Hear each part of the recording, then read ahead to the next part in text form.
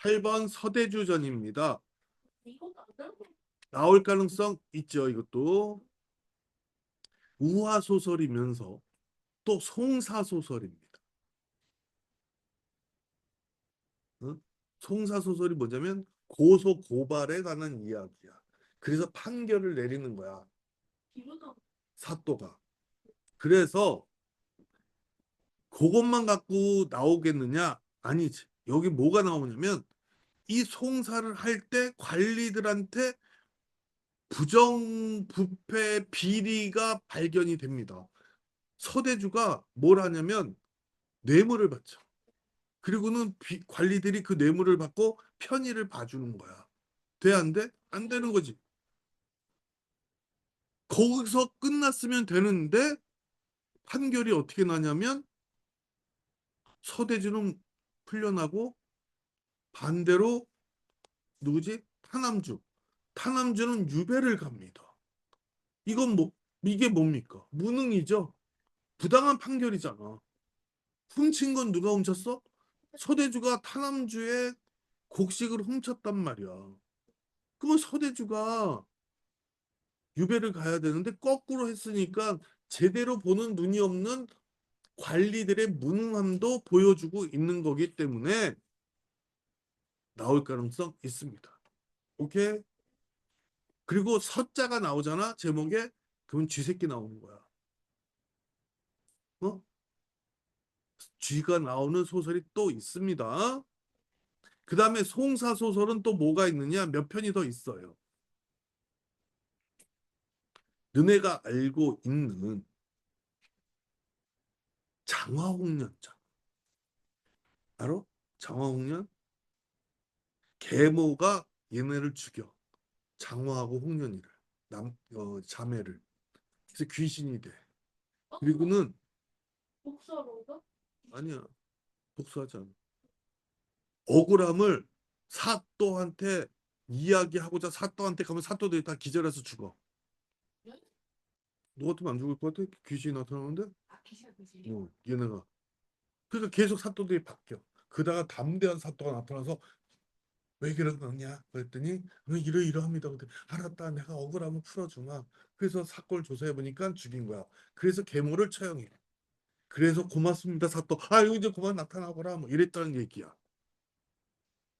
그래서 계모가 괴롭히는 계모형 소설이기도 해. 장화홍련은 귀신이 나오기도 하고. 또 양반전도 송사소설입니다.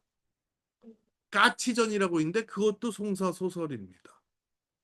자, 그렇다면 또 우리가 말하는 우화소설, 동물이 나와서 인간 세상을 세태를 비판하고 있는 소설은 뭐가 있느냐? 조금 전에 얘기했던 까치전도 있고요. 장기전도 있고요. 두껍전도 있습니다. 서동지전도 있지요. 오케이? 음.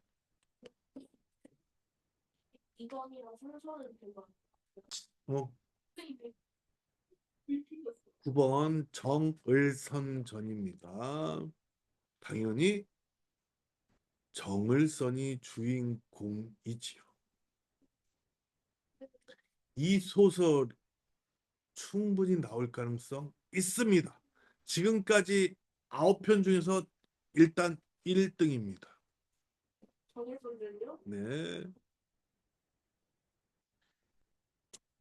2020년 수능 완성에 나왔었고요. 자주 등장했던 소설이면서 이 소설에는 크게 전반부와 후반부로 나눠서 이야기가 진행됩니다. 전반부는 계모형 가정소설로서 계모 노 씨가 여자 주인공인 유추연을 시기해서 정을선을 죽음에 이르게 합니다. 죽입니다. 아예 여자 주인공인 정을선을. 근데 이미 정을선은 남자 주인공 정을선 유추연은 정을선에게 정을선이 상사병이 걸릴 정도로 흠모하고 있던 대상이었어. 근데 유추연이가 귀신이 돼서 하늘로 못 가고 배회를 하고 있었어요.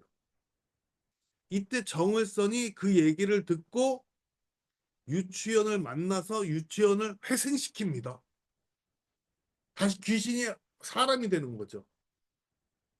벌써 이야기가 남다르죠. 그런데 이미 정월선이는 결혼을 한 상태였습니다. 누구냐면 초왕의 딸인 조씨가 있었죠. 자, 후반부는요.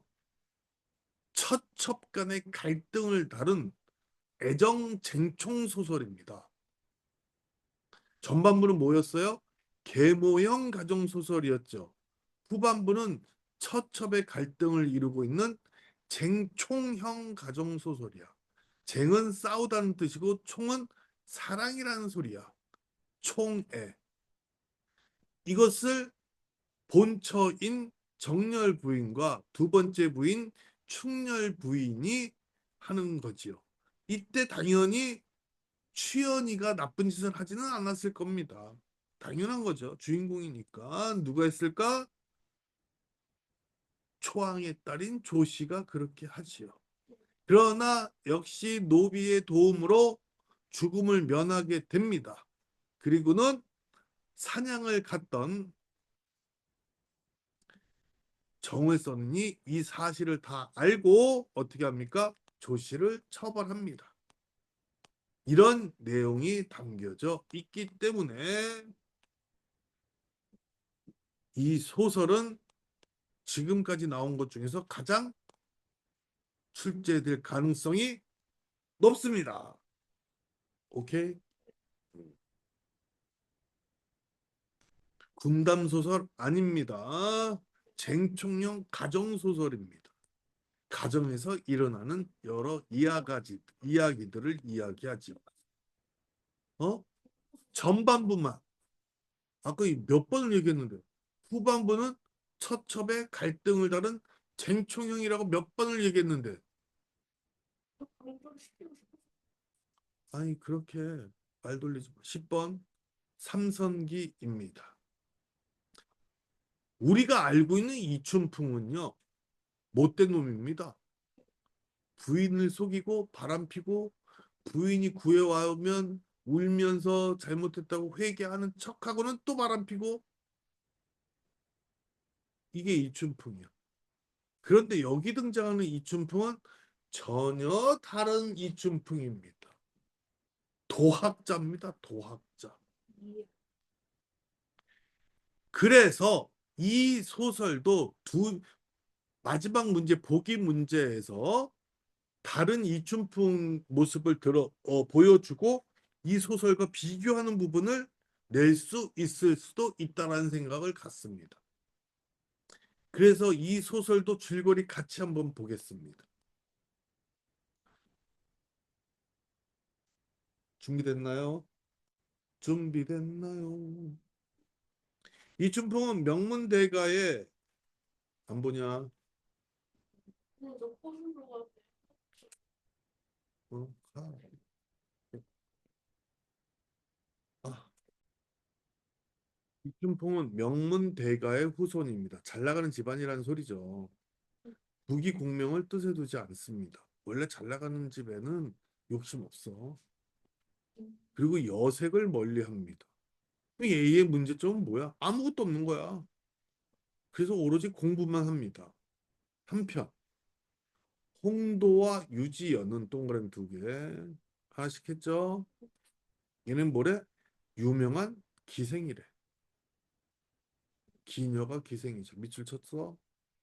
근데 얘네가 평생의 반려자가 될 이상적인 남성을 찾아 한양으로 갑니다. 밑줄. 그런데 얘네가 한양에서 우연히 이춘풍을 발견하고 그의 비범함을 알아봅니다. 그리해서 자 밑줄 칩니다. 두 여자는 뭘 합니까? 남장을 합니다. 남자로 변장하죠. 그리고 이름도 동그라미 칩니다. 홍영학이, 류봉학이로 바꿉니다. 얘네 아까 그 기생이죠. 그리고는 이춘풍의 제자로 그의 집에 들어갑니다. 문화생은 한 집에서 살면서 학문을 배우는 애들을 말해. 예전에는 도자기, 바둑 등등 예술 쪽에서 그런 일들이 많았어. 그 후 두 여자는 꾸며낸 이야기로 이춘풍을 속여서 평양으로 데려갑니다. 못된 년들이죠. 거기서 또다시 얘네의 밑줄 칩니다. 선녀로 가장해서 이춘풍을 유혹해 회절시킵니다. 밑줄 짝. 얘네 변신 몇 번 하냐? 두 번 했지. 그리고는 이춘풍을 어떻게 회절시킨다고 했어. 이게 무슨 말이야? 타락시킨다고, 타락. 그러니까 몸을 잠자리를 했다고. 얘는 여색을 멀리하는 애였잖아. 그런데 바뀐 거야. 그러니까 부부가 된 거야. 부부 같은 게. 그리고는 얘네가 이실직고 말하고 자초지종을 알게 된 이춘풍은 그거 되돌릴 수 있어 없어? 없잖아. 그러니까 인연으로 받아들여서 어, 둘을 데리고 사는 거죠. 그리고는 도학자의 삶을 버립니다. 왜? 내가 이미 회전했으니까. 그리고는 홍유 두 여자와 함께 평양에서 대규모로 교방을 합니다. 교방이 뭐냐면 기생양성소야. 기생을 키우는 곳이라고. 기생학원이라고. 양성 키우다. 운영하면서 그런데 보통은 기술만 가르치겠지. 다른 교방은. 근데 여기서는 이춘풍이가 뭐 했던 사람이야? 어마어마하게 공부를 했던 사람이잖아. 그러니까 기생들한테 품격을 높이게끔 했겠지. 그러니까 기생들의 수준이 높아진 거지. 여기서는. 이해되니? 어. 그러던 중 관아의 잡일을 보는 노영철과 기녀 심일청의 모함으로 이춘풍은 자 세모 귀양을 갑니다. 그리고 교방은 폐쇄되죠. 교방이 너무 잘 나간 거야. 그러다 보니까 시샘을 받는 거지. 시간이 지나 신사또가 나타나고 이춘풍의 무거움을 알아보고 그를 귀양지에서 풀려나게 합니다. 자, 그리고 밑줄 칩니다. 그 후 이춘풍과 두 여자는 대성산 아래에 초당을 짓고 아이를 낳아 기르며 행복하게 산답니다. 거기까지 밑줄. 얘네가 뭐가 된 거야? 아니, 그건 아까 했어. 산 속에 들어가서 이렇게 살지. 뭐가 됐다는 의미냐면 그렇지. 신선이 됐다는 소리야. 어? 그래서 제목이 뭐야? 삼선기야. 신선이 몇 명이야? 세 명. 홍류 두 명과 이춘풍. 요때가 많이 시대가 바뀌던 시절이야. 그래서 기방의 수준이 올라간 것도 그때 사람들의 시민 의식이 올라갔기 때문에 싸구려 기생들을 좀 기피하던 때라고 보면 되겠어. 뭐다, 너네 이런 거 문제 나오면 틀린다. 좀 말할 때 들어라. 자, 송기발전 안 나옵니다. 송경운전 안 나옵니다. 거기까지가 고전소설 앞부분 끝입니다.